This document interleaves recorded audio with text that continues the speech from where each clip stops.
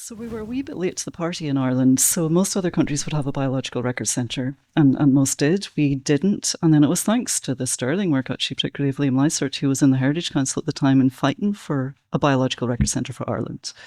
So that was then set up in 2007. The decision was made that it would be based in Waterford, and the centre was set up with a small staff.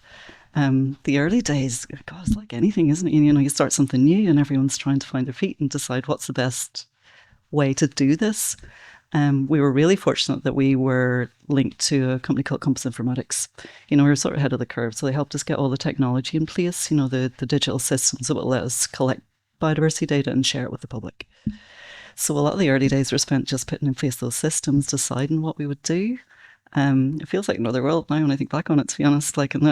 The job has changed so much over the years. Back then I was, one of the big projects I was working on was developing a national vegetation database, which, I say it's really hard to describe what you do, but when I was working on the national vegetation database, it was really hard to tell people what it was you were doing every day.